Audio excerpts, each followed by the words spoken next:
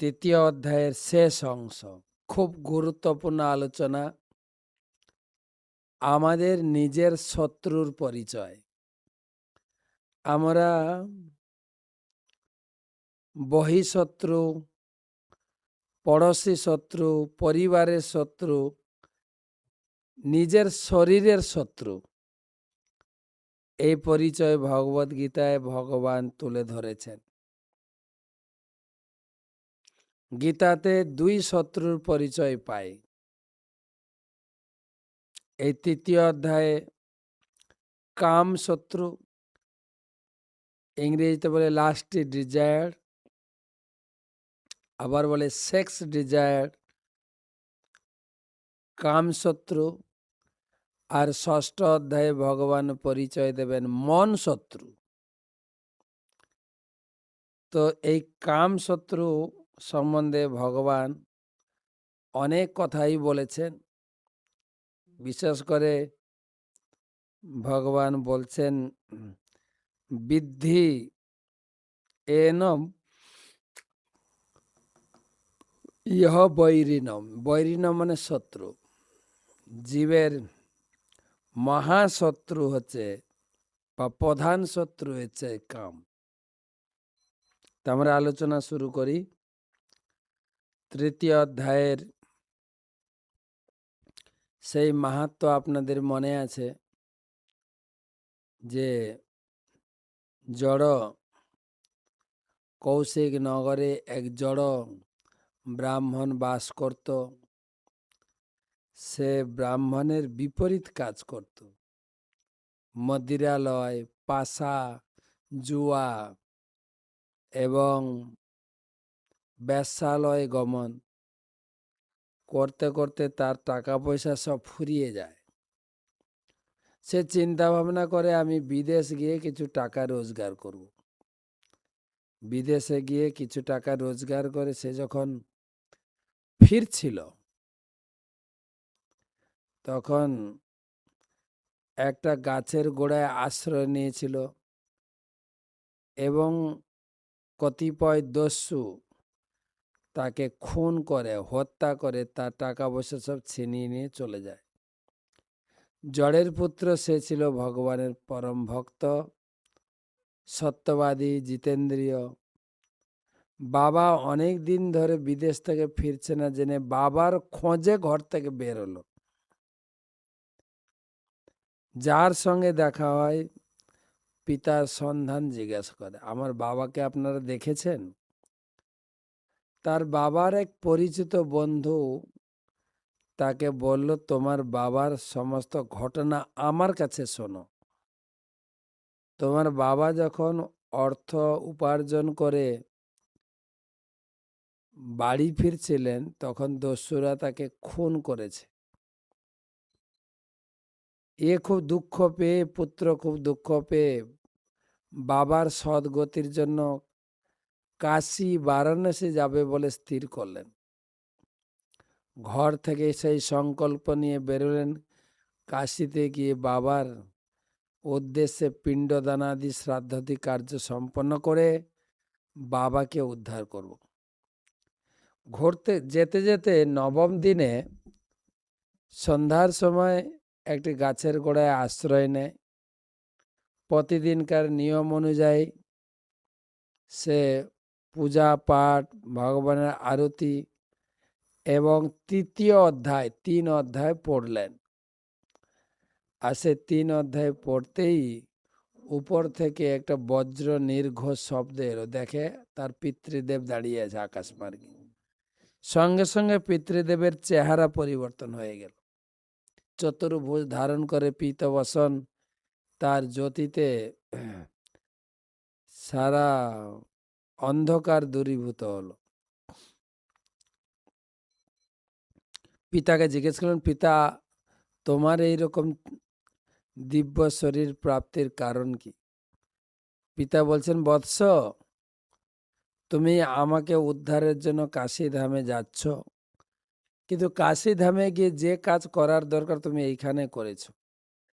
তৃতীয় অধ্যায় পাঠ করেছ। তৃতীয় অধ্যায় পাঠ শ্রবণ করে আমার পিশাচিত্ত শরীর পরিত্যাগ করে আমি এখন বৈকুণ্ঠে ধামে যাওয়ার জন্য আমি সেই যোগ্যতা অর্জন করেছি, তোমাকে আর কাশি যেতে হবে না, তুমি বাড়ি ফিরে যাও। পুত্র বললেন, পিতাশ্রী, তোমার যদি আর কিছু অভিলাষ থাকে আমাকে বলো, আমি সব কিছু তোমার উদ্দেশ্য করব। পিতা বললেন, আমার মতো আমার ভাই তোমার কাকা, সেও নরকে কষ্ট পাচ্ছে, তার জন্য তুমি ভগবদ্গীতার ৩য় অধ্যায় পড়ো, এবং পূর্বপুরুষেরা যারা যারা যেখানে যেখানে আছে সবার উদ্ধারের উদ্দেশ্যে তুমি ভগবদ্গীতা পড়তে থাকো। পিতাকে তথাস্তু বললেন যে ঠিক আছে, আমি আমার পূর্বপুরুষগণ উদ্ধার পর্যন্ত আমি গীতা পাঠ ত্যাগ করব না।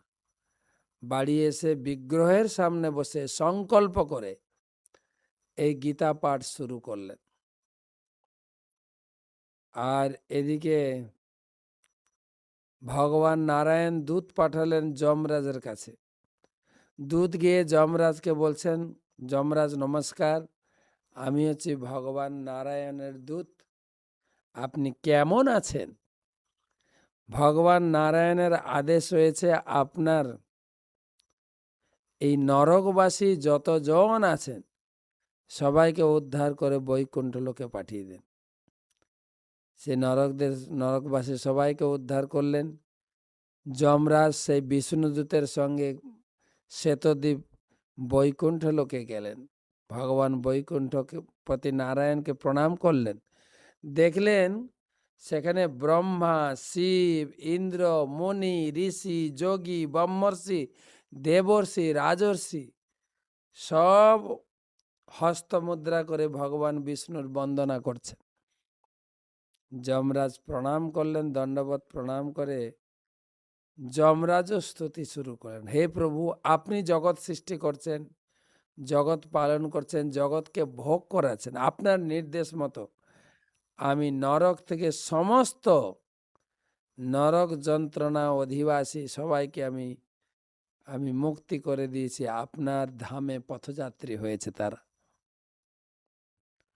আমার প্রতি যদি আর কিছু নির্দেশ থাকে, ভগবান নারায়ণ বলছেন, না, তুমি সকলের প্রতি সমদর্শী এবং আমার প্রতি অত্যন্ত ভক্তিপরায়ণ, তুমি তোমার নিজের সেই জমপুরী সংযমনী পুরীতে গিয়ে তুমি তোমার কার্য চালিয়ে যাও, আমি তোমার প্রতি অত্যন্ত প্রসন্ন। আর এদিকে সেই জড় ব্রাহ্মণের পুত্র শেষ জীবন, তিনি গীতা পাঠ করতে করতে শেষ জীবনে তিনি ভগবানের সাহচর্যে বৈকুণ্ঠ ধামে ফিরে গেলেন। ৩য় অধ্যায় পাঠে আমাদের পিতৃপুরুষাদি সকলকে উদ্ধার করা যায়। তো এই ৩য় অধ্যায় আমরা ৩৫খানা শ্লোক পড়েছি অলরেডি, এখন শেষ ৬-৭খানা শ্লোক আছে। এই অধ্যায়ে মূলত ভগবান আলোচনা করেছেন কর্ম আমাকে করতেই হবে, কর্ম না করে ক্ষণকালও আমরা থাকতে পারবো না, কর্ম না করলে মুক্তি হবে না, কর্ম না করলে আমরা সিদ্ধি লাভ করবো না, কর্মফল থেকে ছুটকারি পাবো না, কর্ম না করলে আমি খেতে পাবো না। তাই কর্ম আমাকে করতে হবে। তাই যজ্ঞার্থাৎ কর্ম, কেবলমাত্র ভগবানের প্রীতিবিধানের জন্যই কর্ম করা উচিত।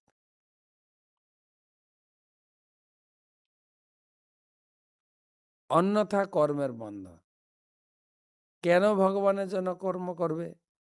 10 নম্বর শ্লোক থেকে ব্যাখ্যা শুরু হলো, সহযোগ্য প্রজাসৃষ্টা পুরবাচ প্রজাপতি,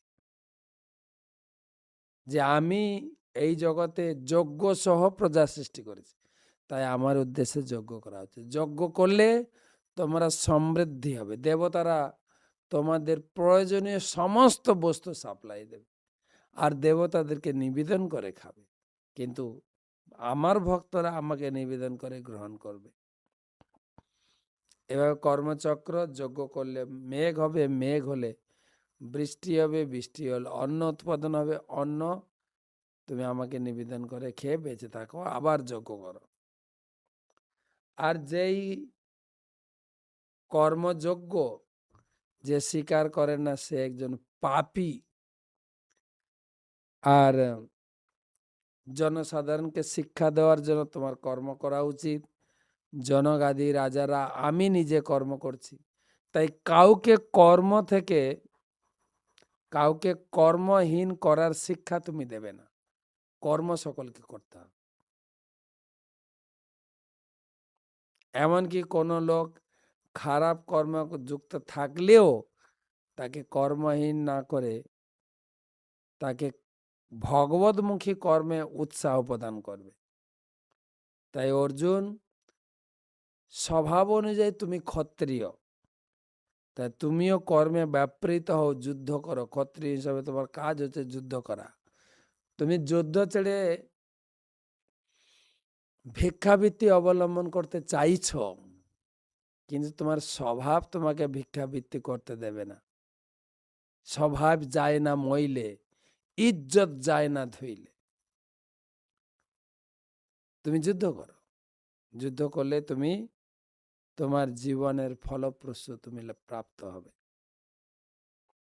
তো অর্জুনকে ভগবান বুঝালেন, শ্রেয়ান স্বধর্ম বিগুণ পরধর্মাৎ সনুষ্ঠিতাৎ স্বধর্মে নিধনং শ্রেয় পরধর্ম ভয়াবহ। ক্ষত্রিয় হিসেবে তোমার ক্ষত্রিয় কর্মে যুক্ত থাকা উচিত। শূদ্রের ভিক্ষাবৃত্তি তোমার কাজ নয়।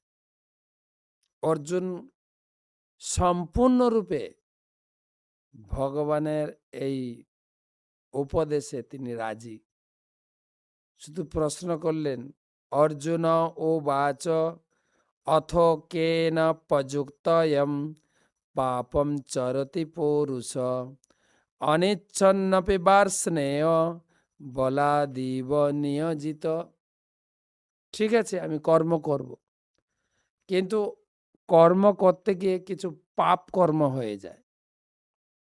সে পাপ কর্মের ভয়ে আমরা কর্ম থেকে নিবৃত্তি চাই। অনিচ্ছা সত্ত্বেও আমি পাপ করতে চাই না, তথাপি পাপ হয়ে যায় কেন? এই পাপ কি আমার স্বভাব, নাকি পূর্বজন্মের কর্মের ফল, নাকি ভগবান আমাকে করাচ্ছে?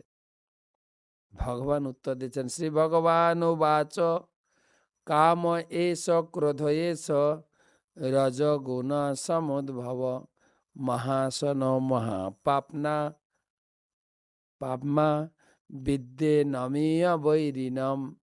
অর্জুন, ভগবানও করাচ্ছে না, তোমার স্বভাব করাচ্ছে না। এটা হচ্ছে রজগুণ। হ্যাঁ, এই রজগুণ থেকে ভোগ প্রবৃত্তি মানুষকে কামে প্রবৃত্ত করে। পরবর্তীকালে এই কাম ক্রোধে পরিণত হয়। কাম সর্বজ্ঞাসী পাপাত্মক জীবের প্রধান শত্রু। আমরা একে শত্রু মনে করি, ওকে শত্রু মনে করি, ওকে শত্রু মনে করি। শত্রু তো আমার ভিতরে আছে কাম। এই কথা তো কেউ জানে না। ভগবান আমাদেরকে ধরিয়ে দিয়েছেন, কাম হচ্ছে তোমার জীবনের বড় শত্রু। কাম, এই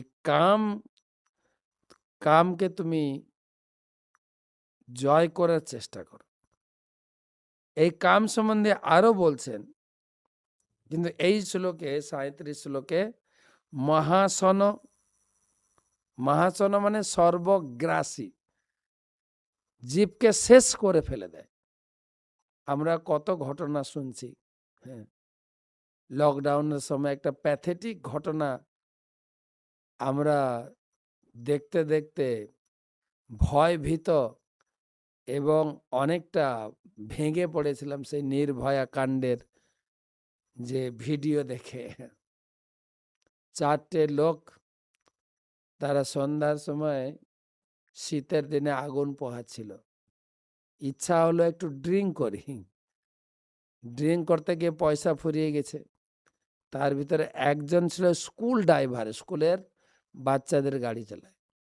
সেই বুদ্ধি এসে গেল, চলো এখন এখন তো বাসটা খালি, বাসটা নিয়ে আমরা রাস্তায় কয়েকটা প্যাসেঞ্জার তুলে মোটামুটি কিছু ইনকাম করে সেই টাকা দিয়ে ফুর্তি করো। বলার সাথে সাথে একজন গাড়ি চালাচ্ছেন, তিনজন, কেউ খালাসি, কেউ কেউ টিটি মানে টিকিট চেকার, রাস্তায় অনেক প্যাসেঞ্জার তুলেছে, চলে গেছে। একটা প্যাসেঞ্জার, তারা একটা বয়ফ্রেন্ড গার্লফ্রেন্ড, তাদের বিয়ে হবে, তারা সন্ধ্যার সময় একটা মুভি দেখতে গেছিল, ফিরছিল, রাস্তায় গাড়ি পাচ্ছিল না, এই গাড়িতে করে ফিরছিল। মেয়েটি ছিল সুন্দরী, তাদের কাছে ভাড়া চায়, ভাড়া দিতে গিয়ে সে সুন্দরীর প্রতি একটা ধীরে ধীরে তাদের আকর্ষণ বাড়ে। ধীরে ধীরে তিনজনই ঝাঁপিয়ে পড়ে তার বয়ফ্রেন্ডের সামনে, তাকে ধর্ষণ, রেপাদি কিছু করলো এবং তার তার স্ট্যান্ড যেখানে নামার কথা সেখানে ঠেলে ফেলে দিয়ে চলে যায়। কোনো বিশাল কাহিনী। তারপরে সেই চারজনকে ধরা যায়। বেশ কিছুদিন, 12 সাল থেকে 20 সাল পর্যন্ত তার বিচার চলে কোর্টে। কোর্টে লাস্টে ফাঁসির হুকুম হয়ে যায়, আর তার ভিতরে একটা লোক মারা যায়। আর সে ফাঁসির দিনটা দেখাচ্ছিল কাম। কাম জীবের প্রধান সর্বগ্রাসী, শেষ করে ফেলে, শেষ করে ফেলে কাম। কামের উপরে ভগবান কয়েকটা শ্লোকে বর্ণনা করেছেন, কয়েকটা অধ্যায়ও। কাম কাম কাম, কাম থেকে সাবধান। তুলসীদাস বলছেন, যাহা কাম তাহা নাহি রাম, যাহা রাম তাহা নাহি কাম। কাম উপভোগ করব, রাম ভজনা করব না।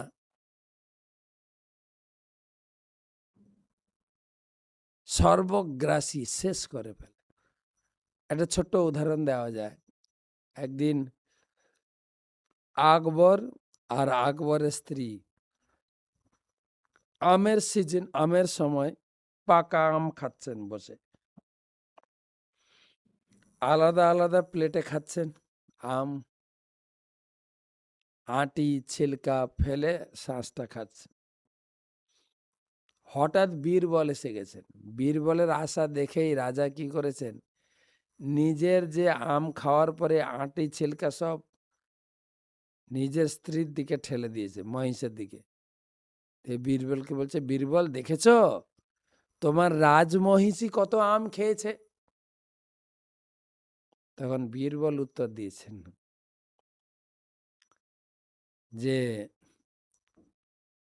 রাজমহিষী তো তবু আম খেয়ে ছিলকা আঁটি মানে ছিবড়া আঁটি ফেলেছেন, আপনি তো এত আগ্রাসী, আম খেয়েছেন, আঁটি ছিলকেও খেয়ে ফেলেছেন, সর্বগ্রাসী আপনি। এটা উদাহরণ দিলাম। কাম সর্বগ্রাসী, সব শেষ করে ফেলে জীবনকে। সর্বগ্রাসী, পাপাত্মক, জীবের প্রধান পাপ কি বলে, কাম চিন্তা এসে গেলে সেখানে কোনো বাদ বিচার কাজ করে না। এ উচিত, এই মহিলার সঙ্গে এই পুরুষের সঙ্গে আমি কাম উপভোগ করব কি করব না, উচিত অনুচিত, ন্যায় অন্যায়, কোনো কাজ করে না। বিবেক, অবিবেক। তাই কাম হচ্ছে জীবের প্রধান শত্রু। আর কি, ধূমেনা আব্রিয়তে বহ্নি যথাদর্শ মলেন চ, যথ উল্লেন আবৃত গর্ভ তথা তেনম ইদম আবৃতম।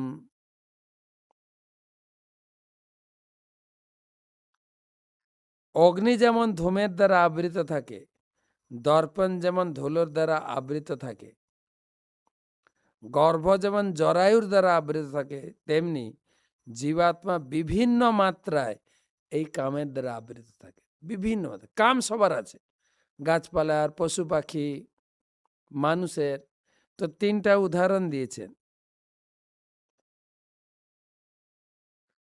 ধূমের দ্বারা আবৃত থাকে অগ্নি, এটা মানুষের। মানুষের কাম খুব প্রখর। যেরকম আগুন আছে, ধোঁয়া দেখা যাচ্ছে, একটু হাওয়া দিলেই দাউ দাউ করে জ্বলে উঠবে, মানুষের তাই। কাম একদম প্রখর, একটু সুযোগ পেলেই। সেই জন্য শাস্ত্রে খুব সাবধান করা হয়েছে। না জাতু কাম কামান উপভোগে ন সম্মতি হবিষা কৃষ্ণ বর্তমান ভূয়া এভাবে বর্ত। মাত্রা সস্রা দুহিত্রা বা নাবিবিক্ত সনভাবে বলবান ইন্দ্রিয় গাম বিদ্যাংশমপি করসতি। মাত্রা মানে মা, সস্রা মানে বোন, দুহিত্রা মানে কন্যা।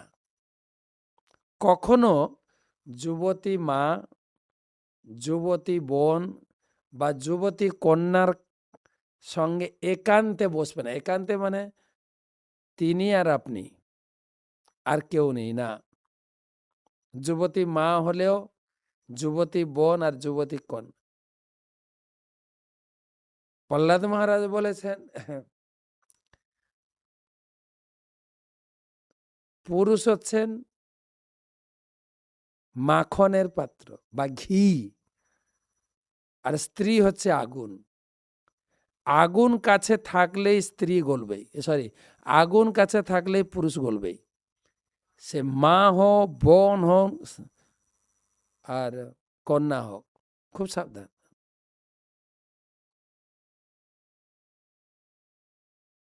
এখন প্রশ্ন আছে, এই কাম সম্বন্ধে সাবধান কেবল সন্ন্যাসীদের, ব্রহ্মচারীদের?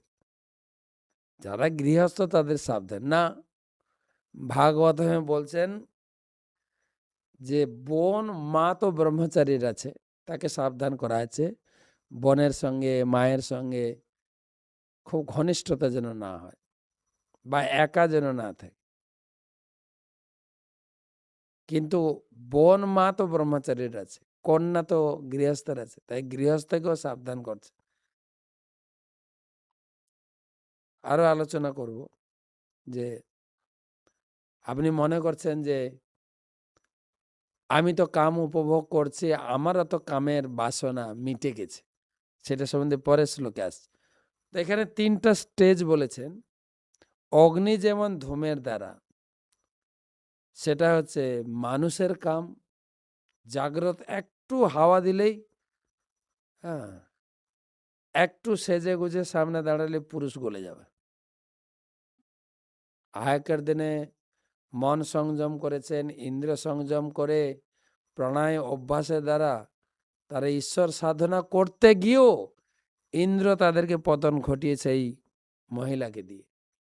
স্বর্গ থেকে ভাড়া করে অপ্সরাদের নিয়ে এসে সৌভরী মুনি, বিশ্বামিত্র মুনি, বড় বড় মুনি পতন ঘটিয়েছে।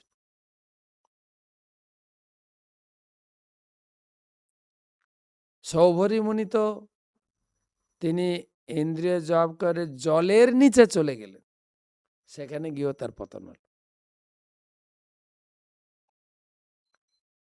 তো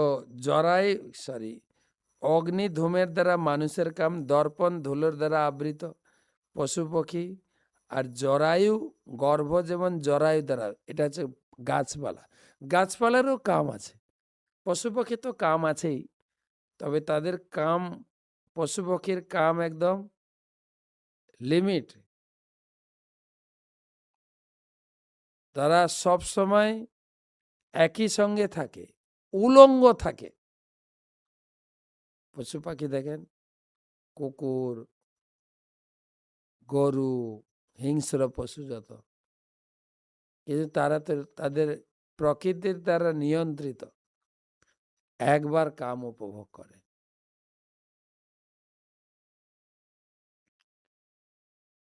কিন্তু মানুষের তো কোনো লিমিট নেই। আপনি বলুন গাছপালার কাম কেমন? গাছপালাও দেখবেন লতা হচ্ছে, লতা গাছ হচ্ছে স্ত্রী, আর বড় বড় গাছ হচ্ছে পুরুষ। লতা সঙ্গে সঙ্গে পুরুষকে জড়িয়ে জড়িয়ে জড়িয়ে জড়িয়ে উঠবে, তাদের ভিতরে কাম দেখা যায়। আবৃতম জ্ঞান মেতেন জ্ঞানীন নিত্য বৈরিণা কামরূপেণ কৌন্তেয় দুষ্পুরেণ অনলেন চ।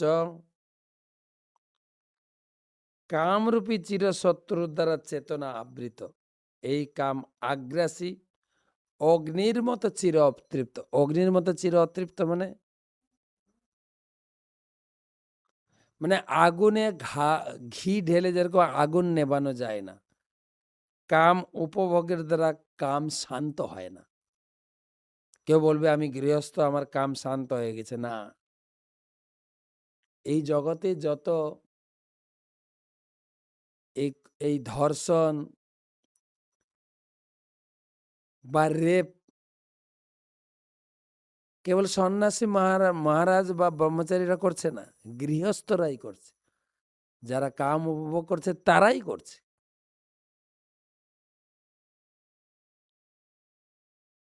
কাম উপভোগের মাধ্যমে কাম শান্ত হয় না, কামের উপভোগের চাহিদা বেড়ে যায়। তাই দেখবেন ভাগবতমে সব থেকে সুপার কাম এনজয় করেছেন, তার নাম ভাগবতমে এসে গেছে। যে কাম ত্যাগ করেছে তার নামও ভাগবতে আছে। বহু মুনি ঋষি, নারদ আদি, চতুর্কুমার আদি বহু লোকের নাম আছে।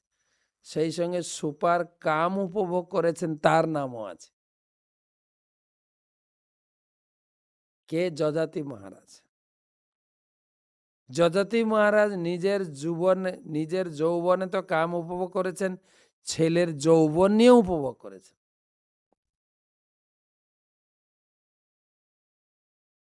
এবং তারই এই সমস্ত বার্তা। ন যাতু কামা কাম, ন যাতু কাম কামান উপভোগেন সাম্মতি হবিষা কৃষ্ণ বর্তমেন ভুয়া এভাবেই বর্ধতে। কাম উপভোগের দ্বারা কাম শান্ত হয় না। ঠিক যেরকম ঘি ঢাললে আগুন নিভে যায় না,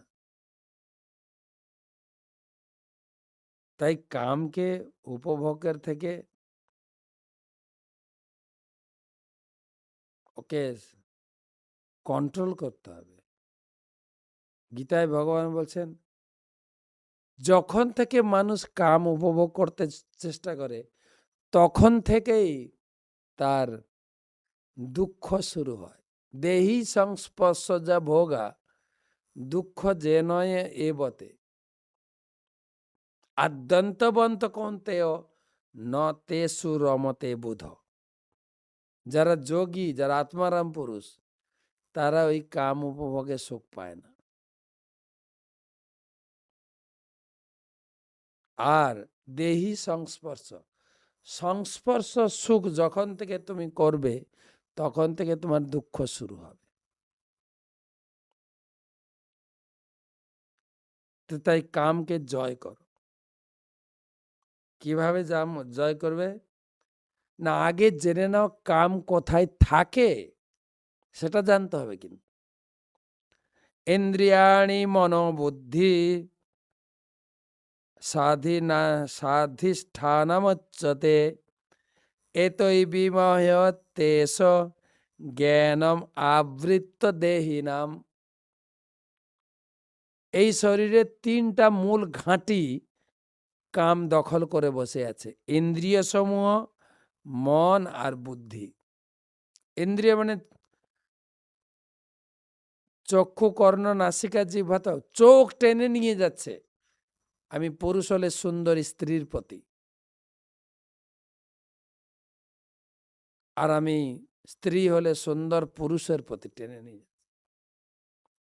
চোখ, কান, তারপরে পঞ্চকর্মেন্দ্রিয়, বাক, পানি, পাত, পায়ু, উপস্থা। একবার হাতটা ধরি, একবার হাত ধরে রথে তুলেছিলেন ভীষ্মদেব ভাইয়ের বিয়ের জন্য।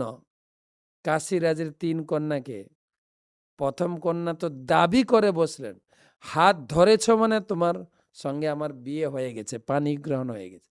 আর এখন তো কতবার হাত ধরাধরি হচ্ছে।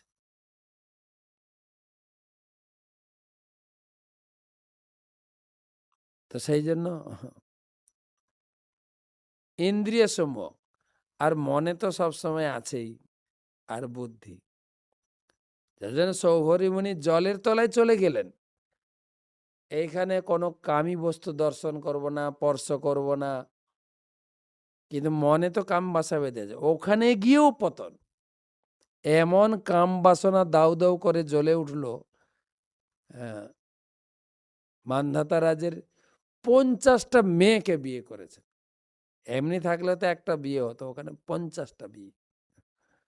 অনেক বড় ইতিহাস। তো মনে আছে, বুদ্ধিতে আছে, আর ইন্দ্রিয় সমূহ। তো তুমি জয় করো। কিভাবে জয় করবে? তস্মাৎ ইন্দ্রিয়ান্নাদো নিয়ম ভারতর্ষব পাপমানম প্রজহি হেনম জ্ঞান বিজ্ঞান নাশনম।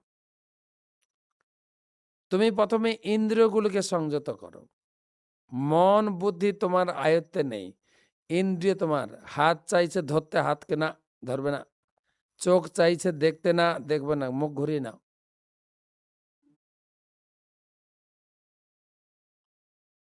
ইন্দ্রিয়গুলোকে সংযত করো। আর কি করবে না, প্রথমে ইন্দ্রিয় সংযত করে জ্ঞান বিজ্ঞান নাশক পাপের প্রধান প্রতীকরূপ এই কামকে বিনাশ করো। প্রথমে ইন্দ্রিয় সংযম। আর 2টো শ্লোক আছে। তারপরে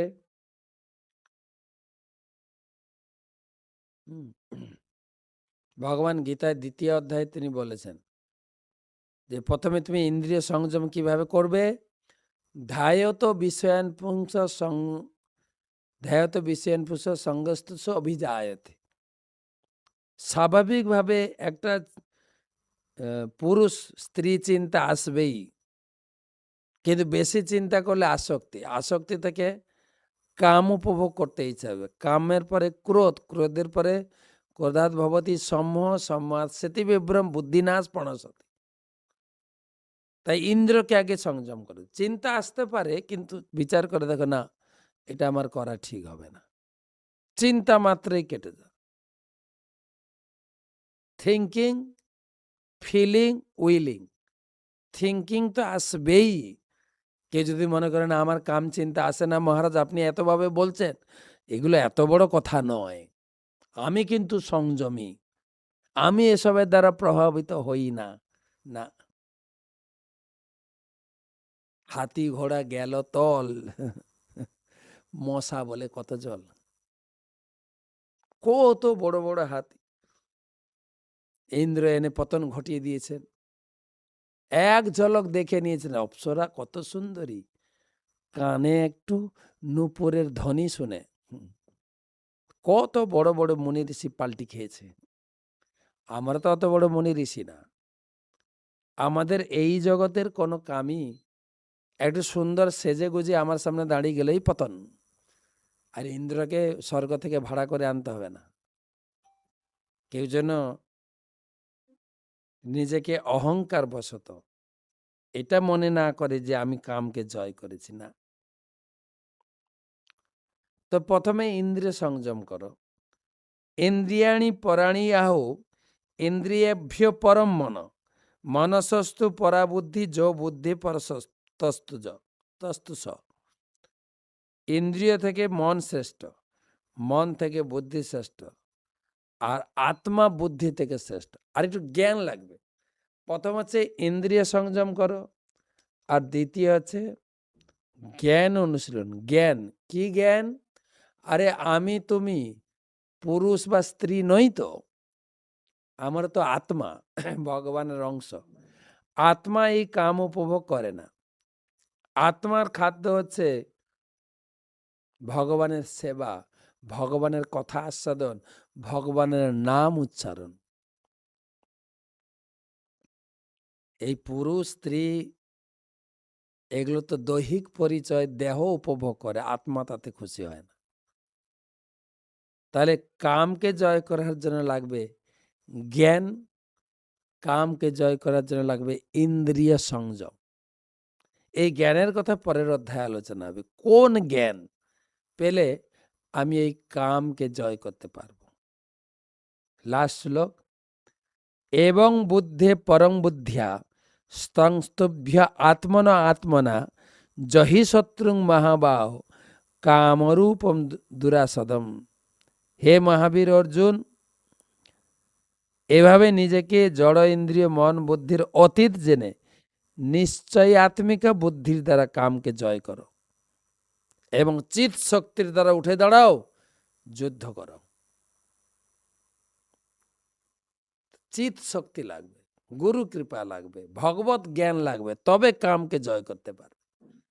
সেই জ্ঞানের কথা ভগবান পরবর্তী অধ্যায়ে তিনি বলবেন। এইভাবে আমরা তৃতীয় অধ্যায় সমাপ্ত করলাম। ওম তৎসৎ ইতি শ্রীমদ্ ভগবদ গীতাসু উপনিষৎসু ব্রহ্মবিদ্যায়াম যোগশাস্ত্রে শ্রীকৃষ্ণ অর্জুন সংবাদে কর্মযোগ নাম তৃতীয় অধ্যায় সমাপ্ত হলো।